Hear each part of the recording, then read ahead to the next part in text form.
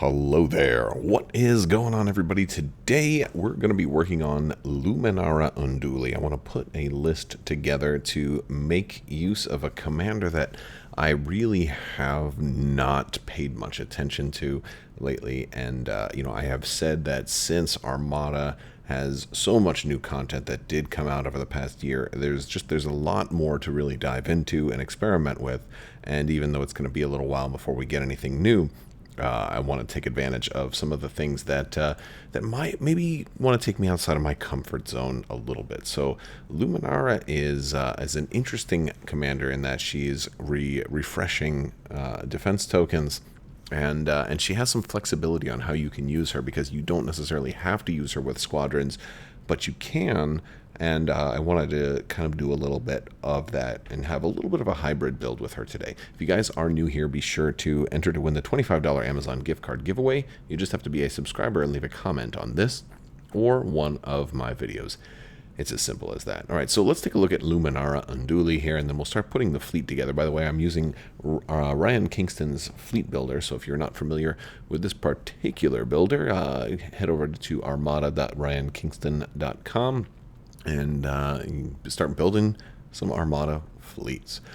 So Luminara is a 25-point commander for the Republic. She says, while a friendly ship or unique squadron is defending, after the spend defense tokens step, if it's spent fewer than 2 defense tokens, it may either ready 1 of its defense tokens that it did not spend, or choose another friendly ship at distance 1 through 5, and ready 1 of that ship's defense tokens. So primarily she's readying ship defense tokens, but you can also ready 1 of your own. Now what you can't do here is have like 1 ace ready another ace's defense tokens, right? So you can ready your own. So this is good for like if a scatter ace were to not scatter, then they could get their scatter back. That's one thing you can do, but I think this also really can work well with salvo, right? So since I am going to be running squadrons today, I'm going to do the squadron part first, and because I want to do a couple of different things. I don't want it to be only this, and because I want to put her on a Venator too. And so let me just go ahead and do that. I'll put a Venator 2 out there because I want to be able to activate a lot of squadrons, and I figure that she is going to be a good threat on this ship. And here's a ship with a lot of different defense tokens, and here's a ship that can take advantage of what she has. And one of the reasons to force people to want to attack this, and maybe, hey, I'm just going to salvo and then get my brace back. Oh, now I'm just going to brace and get my salvo back, or something to that effect. That's kind of the mindset behind putting her here. But in order to make that a threat, we've got to have a big squadron presence to make that squadron value of 5 be so very, very intimidating, and such that I'll come back and finish building the flagship in a little bit. But let's go ahead and put all of the squadrons out there.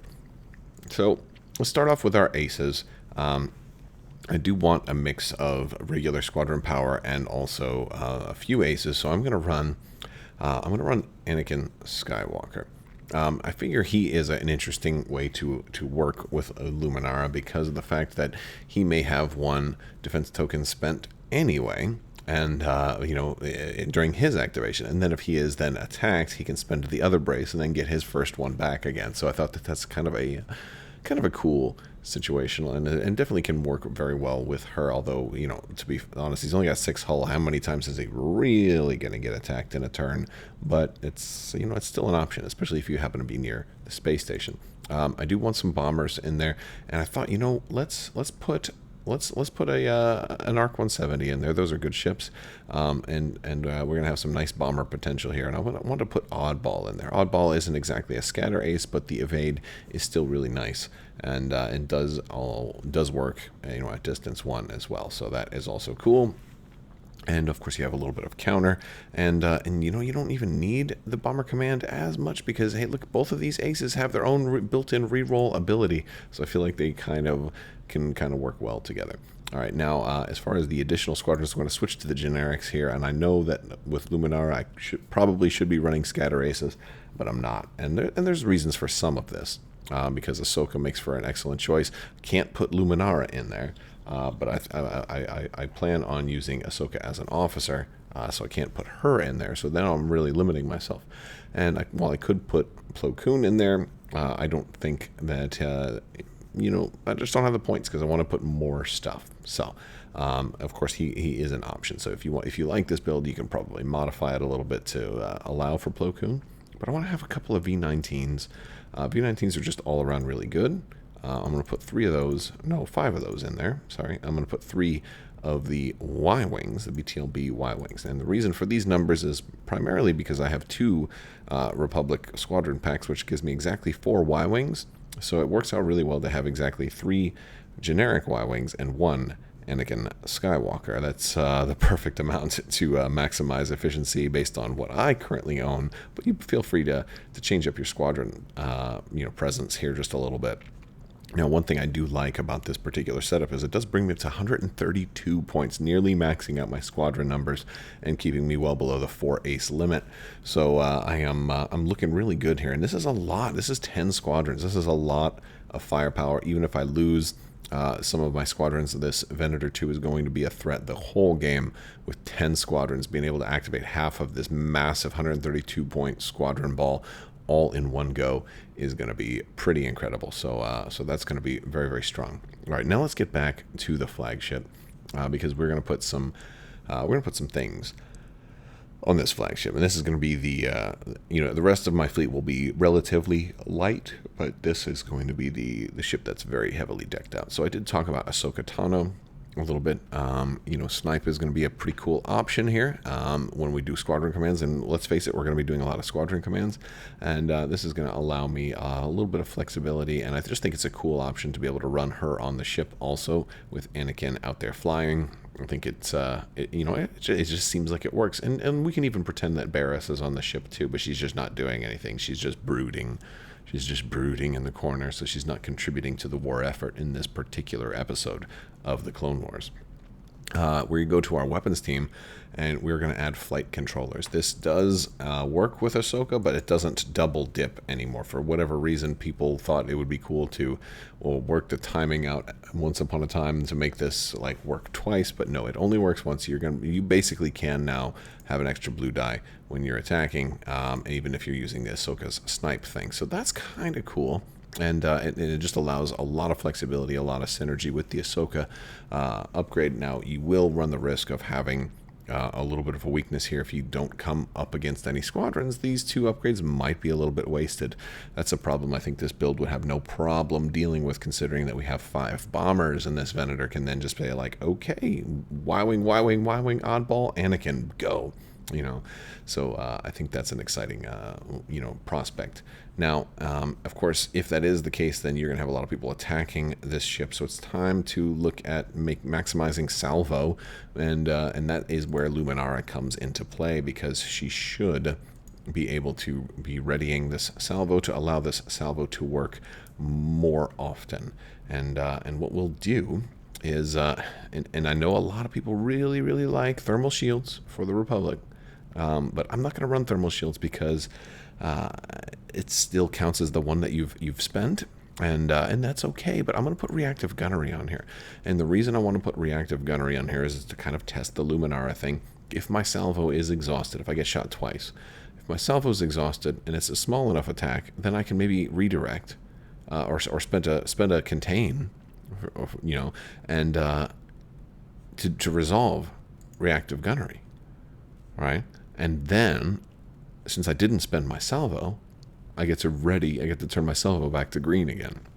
So I think that's kind of a cool way. I can chain salvo this way. I can salvo every single attack, even if I go up against squadrons. Now, granted, I wouldn't be able to necessarily survive against massively huge attacks, but I can certainly afford to, on one really big attack, to be okay, well, I'll brace, redirect, and contain, or whatever I might need to do, and then just rely on another attack to start readying things. So I think that's a pretty good way to go, and that's kind of what this build is trying to do. Because definitely people are going to want to kill this ship, because if you kill my other ships, oh well, this is the main threat. So what else are we going to put into this one? Well, since I'm salvoing, I'm going to want flak guns. Those are just going to make my salvo that much more deadly. Even at medium range, I'm still throwing that black dye at you, plus everything else. I'm actually not going to put any ordnance on this particular ship, but what I will do is the DB 827 heavy turbo lasers to make all of those salvos just incredible. And I think that's kind of a fun way to go. And we're going to run the tranquility step because I feel like this kind of works into Luminara's thing. Like, hey, while you're defending, if you spent fewer than 2, which is something I generally tend to want to do, you may move up to 2 shields from one of your hull zones to the defending hull zone. If you do, the number of shields in that zone can't exceed. So basically, it lets you. It kind of counts as a free redirect if you're working with Luminara's conditions, and I love that idea. It just seems so great, and it really kind of maximizes what Luminara can do. And that's kind of what I'm going for here. Okay, that is going to round out the flagship. It's time to put some other ships in there. Since I do have some bombers, I'm going to want to add a bomber command center. And while the Pelta is an option, I am at I need ships and I need points. So I'm going to go with a cheap consular armed cruiser. And we're going to give this one Radiant 7. And then we are going to just put Bomber Command Center on there. That is the cheapest way at only 46 points to make that happen. And points is what's driving it, because we also have a lot of other ships that we need to activate. Let's just say I do activate all of those guys with the Venator, then I need something else. And what I thought would be great is, since I have so many torrents, is to also throw a Nevuda B over here. It's not exactly the same as Bomber Command Center, but it feels an awful lot like Bomber Command Center. For all of the squadrons that I gain for non-uniques, again, I only have 2 uniques, so I do have an awful lot of non-uniques.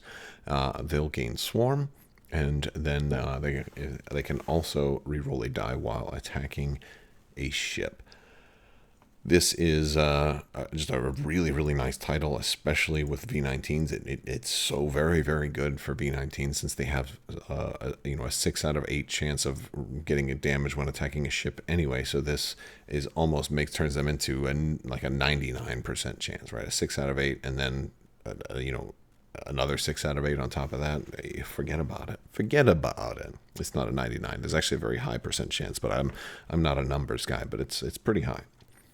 So, with all that being said, that brings us up to 399. That is it for our points. I mean, that's all there is to it, right? So we've got 3 squadron activations right there. We've got 5 right here. That leaves us with 8 squadron activations, but we have 10 squadrons. Well, fortunately, this allows for us to either bank a token on the first turn, or to also just consider, well, we're probably going to lose some stuff eventually too. Or, we could even have the consular activate some stuff if we need to. So we got a little bit of flexibility there, but I like having the heavy squadron presence. I feel like that's something that the Republic should be doing in a lot of builds, and I haven't been doing very much. So I think this would be a fun one to run.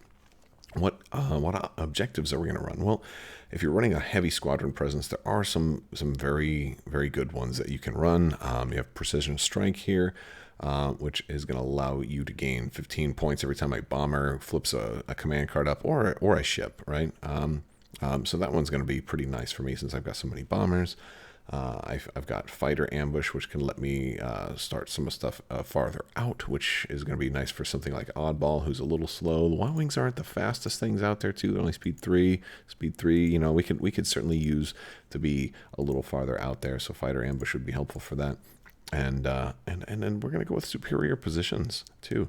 We can really rank up a lot of points on the back of enemy ships, and these are 3 of the best objectives if you're running a lot of squadrons. Because if your opponent is weak on squadrons, these are all bad for them.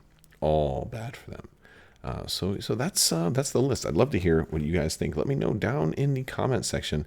It's a pretty cool list, and there we go. There you can see it all right there.